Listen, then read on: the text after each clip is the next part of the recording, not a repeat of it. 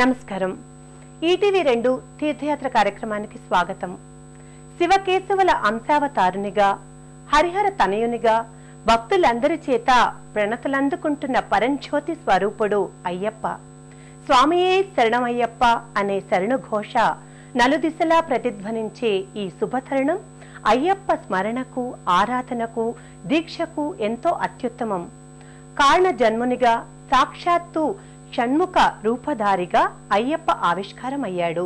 మన రాష్ట్రంలోకెల్లా అతి పురాతన అయ్యప్ప స్వామి ఆలయం నెల్లూరు జిల్లా తుమ్మగుంటలో నెలకొంది. ఎన్నో పౌరాణిక, చారిత్రక విశేషాలున్న ఈ ఆలయ విశేషాల్ని నేటి తీర్థయాత్రలో తిలకిద్దాం.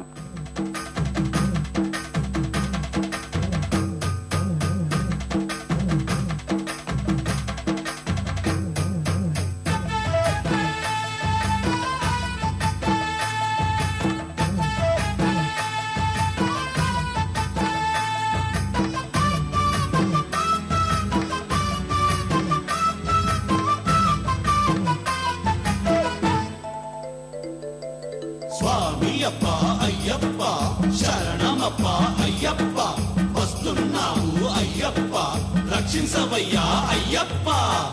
కన్నెస్వామి చెప్పవయ్యా మాల వేసేదెందుకయ్యా, చేసుకున్న పాపమంత తీరిపోయేట.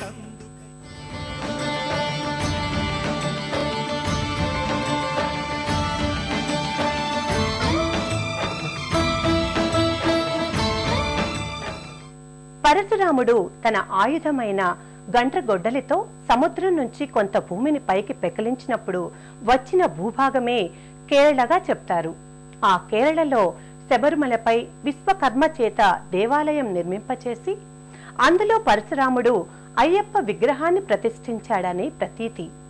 ఆ క్షేత్రం దినదిన ప్రవర్ధమానమై అయ్యప్ప తత్వం విశ్వవ్యాప్తమైంది.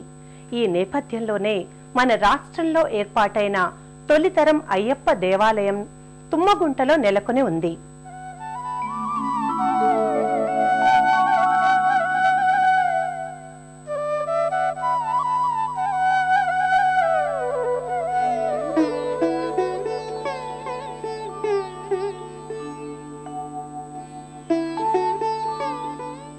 పొట్టి శ్రీరాములు నెల్లూరు జిల్లా విడవలూరు మండలం తుమ్మకుంట గ్రామంలో అయ్యప్ప గురునాథస్వామి ఆలయం భక్తుల్ని విశేషంగా ఆకర్షిస్తోంది. 400 సంవత్సరాల క్రితం అయ్యప్ప తుమ్మకుంట గ్రామదేవతగా, వృక్ష అయ్యప్పగా ఆవిష్కారమయ్యాడు. నెల్లూరు జిల్లాకు 20 కిలోమీటర్ల దూరంలో ఉన్న ఈ ఆలయం రాష్ట్ర వ్యాప్తంగా ఉన్న అయ్యప్ప ఆలయాలలోకెల్లా ఎంతో ప్రత్యేకమైనది.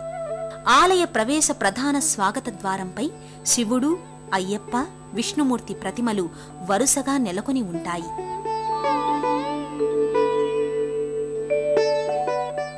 ఈ మూర్తులకు ఇరువైపులా గజాకృతులు గోచరమవుతాయి.